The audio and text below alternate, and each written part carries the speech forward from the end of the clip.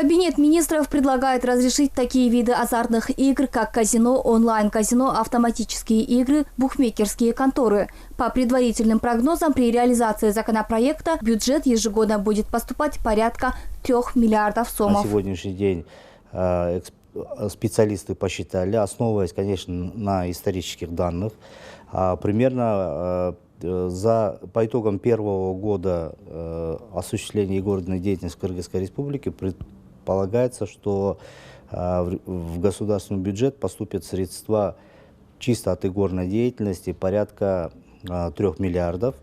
И на третий год этот показатель должен дойти до более чем 5 миллиардов сомов.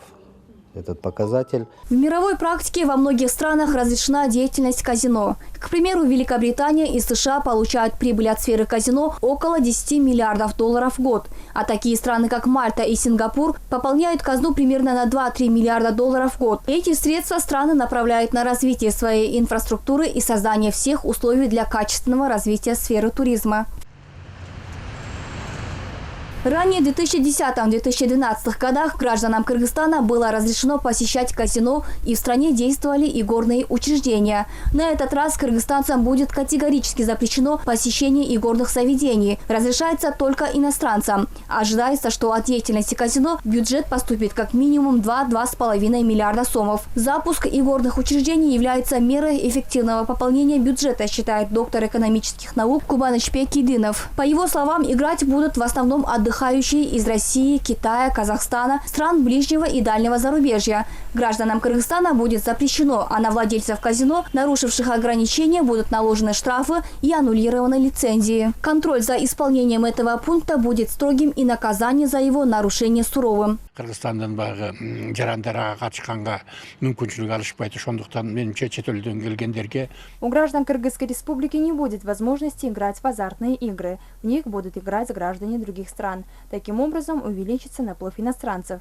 Соответственно, увеличится поступление в бюджет. По предварительным данным, 10% суммы общего бюджета могут составлять поступления от казино. По данным Министерства экономики и коммерции, инвесторы заплатят $1,5 миллиона только за лицензию на открытие казино. Кроме того, с каждой единицы технического оснащения для казино, такого как игорные столы и автоматы, будет взиматься налог, что также принесет немалое пополнение госбюджета, рассказывают финансисты.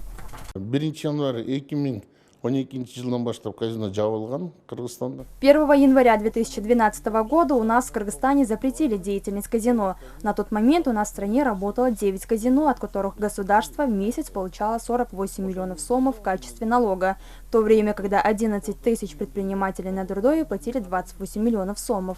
Сегодня депутаты рассмотрели законопроект об игорной деятельности в Кыргызской республике во втором чтении. В ходе обсуждения депутат Дастан Бекежев выразил сожаление, что его предложение об исключении онлайн-казино и игровых автоматов не поддержано. Он добавил, что против законопроекта, поскольку не только иностранные, но и граждане Кыргызстана, а также дети могут стать клиентами онлайн-казино. На что председатель Кабинета министров Акылбек Джапаров сообщил, что IT-специалисты работают над введением механизмов, которые позволят контролировать участие граждан Кыргызстана в онлайн-казино, а также ввести запрет детям до 18 лет участвовать в игорной деятельности. В свою очередь депутат Балбак Тулебаев просил не политизировать вопрос. Законопроект имеет экономический характер, сказал он. Рахмат төрага номер 3 Кадамжай округ Ирисбек Атажанов, саламатсыздар урматтуу депутаттар.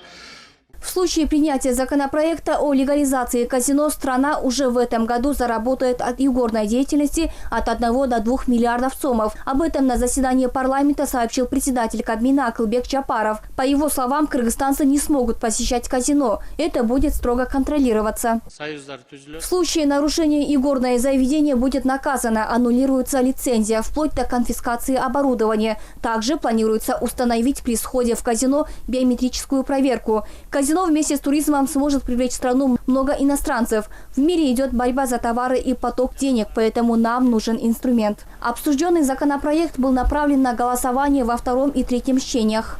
Ранее 20 июня парламентский комитет по бюджету, экономической и фискальной политике в закрытом режиме одобрил сразу во втором и третьем чтениях законопроект о разрешении деятельности казино. Большинство депутатов заявили, что поддержат законопроект только в том случае, если будет реализован строгий контроль запрета посещения игорных заведений гражданами нашей страны.